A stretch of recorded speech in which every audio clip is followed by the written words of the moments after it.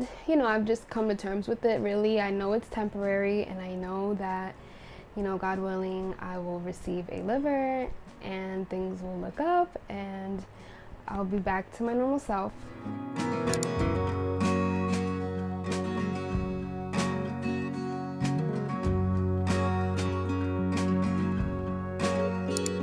Hey guys, welcome back to Sav Speaks. Thank you guys so much for coming back. I know it's been a while, like 2 months. So again, thank you guys for tuning in. If you're new here, welcome. Don't forget to like and subscribe if you want to see more videos on autoimmune awareness, wellness tips, and really just advice if you're going through any autoimmune disease. Don't forget to follow my socials at Steph Sapphire, and that's on Instagram, TikTok. I'm also on Facebook if you'd like to reach out that way. So let's get started. In today's video, we're going to be talking about the physical symptoms of autoimmune hepatitis with cirrhosis. So this is going to be kind of like a behind the scenes look of a day in the life, pretty much. There's about 8 symptoms, but today we're only going to talk about 6. The 8 symptoms are fatigue, body aches, ascites, unexplained weight loss or malnutrition, itchiness, brain fog, edema, and jaundice. So let's jump right into it. When you hear fatigue, you normally hear the word tired. So fatigue is a bit more than that. It's basically like an overwhelmed tiredness, and not only is your body affected, but your mind is also extremely tired. You have very little to no energy, especially like early in the day. I know for me, by the afternoon, I'm extremely tired, and I've been trying to steer away from naps just because I want to get the most out of my day, but sometimes they're really necessary to kind of give you back that energy. So fatigue is one of the most common symptoms that you're going to experience. So the next on the list is body aches. Now, this has 2 reasons. It could come from ascites, which we're going to talk about next, or it could also come from the inflammation. And for me, since my liver is inflamed, I feel like kind of like a throbbing sensation sometimes. I take something called tramadol for it, which is once a day. It's kind of like a pain medicine. With the ascites, sometimes you kind of feel like just pressure from the fluid buildup, and it's basically kind of like pushing your organs to the side. So that pressure that's being released is kind of like that feeling of just like pain and body ache. Sometimes my whole back hurts. Even just touching my arm and like pressing it, it feels achy. Along with the fatigue, the body aches is like kind of hand in hand. And I mentioned the inflammation. I also know my body a lot better now. Let's say one day I'm having more inflammatory foods, which I will also be having a video very soon about the benefits of having an anti-inflammatory diet. But basically, inflammatory foods consist of any like grains, any wheats, any flour, so bread. And I'm a huge bread fanatic. I am obsessed with sandwiches. I've once said that I will marry a sandwich. Dairy is inflammatory. Sugar, what you eat in this disease is like huge. I mentioned ascites. It's basically the result of cirrhosis in the liver. So when I first introduced this video, I mentioned that these are the symptoms of autoimmune hepatitis and cirrhosis. Cirrhosis is just the scarring of the liver. When you have ascites, right, the fluid releases into the peritoneum, which is kind of like the layer in between your organs and your skin type of thing. Since your liver is not working too well, that's kind of like the result of that. And again, that's caused by what you eat. I have a nutritionist in order to relieve that fluid buildup, which I kind of have some now. I'll show you guys. But yeah, I have some buildup right now. Paracentesis, that's what you do when you want to relieve that pressure, that fluid. It's a procedure where, and I'll put a little clip somewhere from my TikTok actually, where I'm in the hospital getting it done. And so it's like a little catheter that goes in through here, and they put some numbing medication called lidocaine. It burns when it goes in, but it's a heck of a lot easier while they're doing what they're doing, because you don't feel anything. You're sitting there for about an hour, and all that fluid is going bye-bye, and it's going into a big jug. The most that I've ever accumulated at once was 8 liters, guys. And 8 liters is literally equivalent to 16 pounds. So I had 16 pounds of fluid just chilling there. That's more of like a monthly thing. Again, this is very prevalent if you have cirrhosis. So this brings us to unexplained weight loss or malnutrition. So this is actually one of my more stressful symptoms, just because it's still something that I struggle with. So when you have cirrhosis as well, when it's closer to the end stages, you will experience malnutrition. It's a rapid weight loss. For me, it began around this time last year, actually. Ooh, don't do that. It happened within a matter of like 2 months, I would say. I saw the difference really just looking in the mirror, a lot more frail, a lot weaker.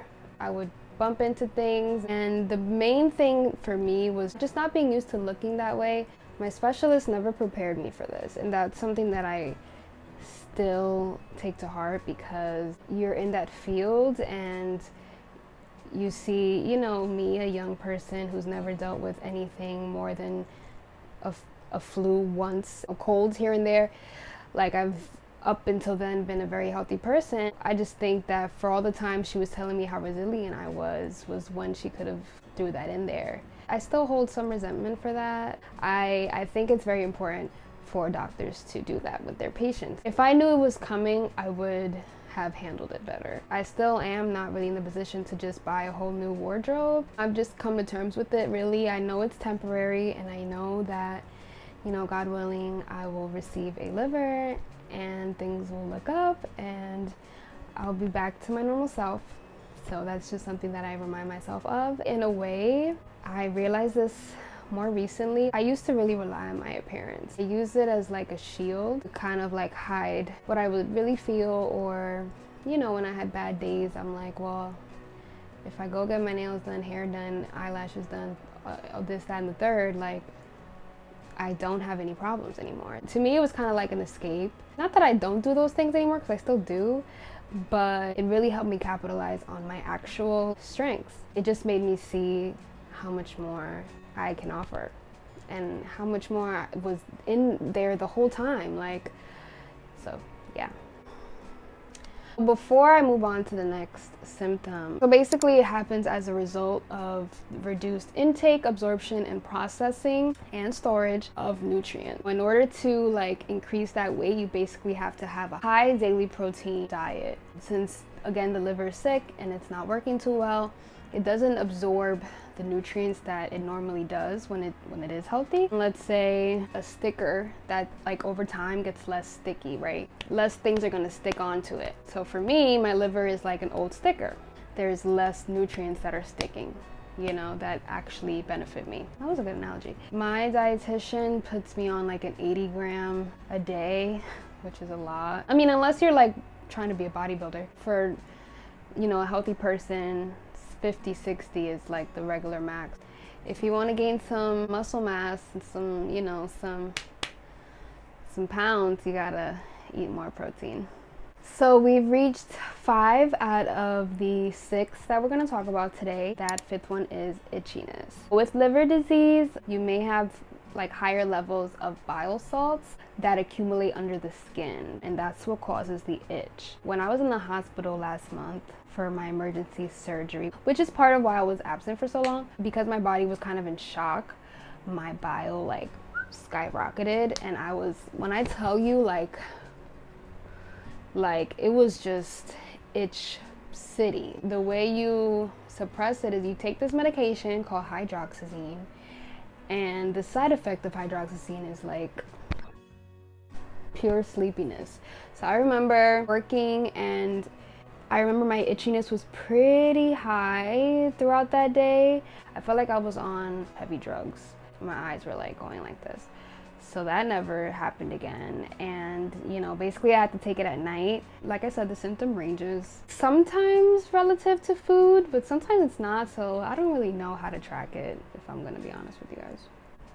All right, guys, last but not least is brain fog, otherwise known as hepatic encephalopathy. Say it 3 times fast. Hepatic encephalopathy, hepatic encephalopathy, hepatic encephalopathy.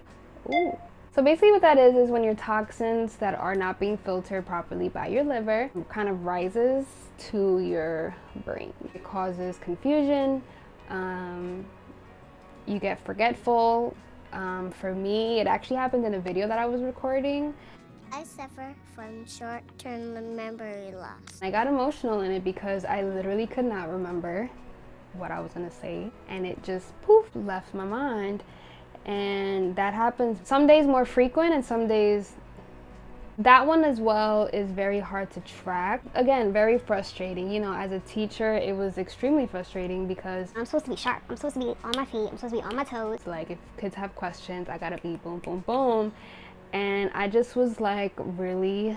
But on a more serious note, it is something I still struggle with. If you have this at a more severe level, you can sometimes have slurred speech, and doctors have even told me that some patients who have it really badly, from 1 minute to the next, they don't know where they are and how they got there. A little scary because obviously it can elevate. God willing, I don't get to that point and I won't have to experience that.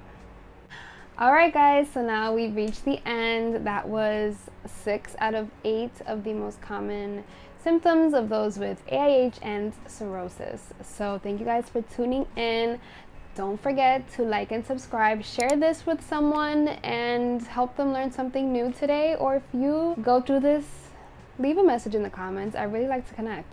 Follow me on my socials at Steph Sapphire on Instagram, TikTok.